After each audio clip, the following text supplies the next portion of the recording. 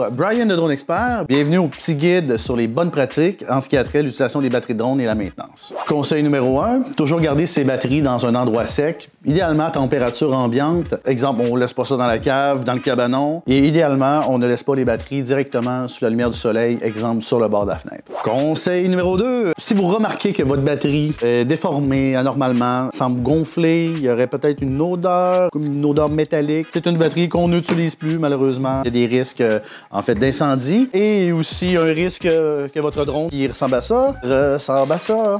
Conseil numéro 3, par rapport au risque d'incendie qu'on parlait au point 2, c'est important que lorsqu'on charge les batteries, on soit sur les lieux. Je mets pas mes batteries sur le chargeur puis je m'en vais faire mes courses au dépanneur. C'est des batteries, c'est bien conçu, c'est des piles intelligentes, mais c'est pas infaillible. Une seule pile pourrait être à l'origine de l'incendie de votre maison, donc on ne souhaite pas ça. Quand on charge les batteries, on n'est pas loin. Conseil numéro 4, on recharge les batteries quand on est pour se servir du drone dans les heures, la journée qui suit. Donc on ne recharge pas les batteries de drone inutilement s'ils ne sont pas pour servir. Les batteries de DJI sont programmés pour se décharger automatiquement. On va essayer de maintenir un niveau de 60% qui est un équilibre parfait pour la batterie. Il y a dans les paramètres de l'application de vol la possibilité de mettre le temps de décharge entre 2 et 10 jours. C'est vraiment selon l'usage, mais idéalement, on ne garde pas des batteries trop pleines et il faut faire attention que les batteries ne descendent pas en dessous d'un seuil critique de niveau de batterie. Donc, si vous remisez vos batteries, ça serait de les recharger jusqu'à ce que le voyant de la batterie clignote à la lumière 3.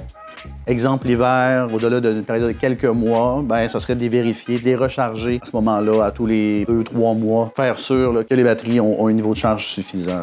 Conseil numéro 5, très important d'utiliser des batteries d'origine, donc les batteries proposées par les manufacturiers. D'utiliser le chargeur aussi du même manufacturier. Il existe, exemple sur Amazon, des produits de substitution qui ne sont malheureusement et très rarement pas approuvés du manufacturier. Vous risqueriez d'endommager votre drone et d'annuler la garantie de celui-ci. Conseil numéro 6, en lien avec le conseil numéro 4, c'est important lorsqu'en vol de ne pas décharger la batterie en dessous de 10%. Principalement parce qu'à 10%, la majorité des drones vont chercher à atterrir et aussi parce qu'en dessous de 10%, on vient altérer la chimie interne de la batterie. On risquerait de la rendre inutilisable avant son temps. Conseil numéro 7, lors de votre inspection visuelle pré-vol du drone, prenez un petit moment pour vérifier les connecteurs de batterie. Donc, s'assurer qu'il n'y a rien qui obstrue le contact des résidus, que les connecteurs soient bien secs. Si la batterie rentre mal dans le drone, on ne force pas, probablement qu'un connecteur qui est peut-être à redresser. On va faire attention, là, finalement. C'est des risques qui pourraient s'avérer fatals pour la batterie.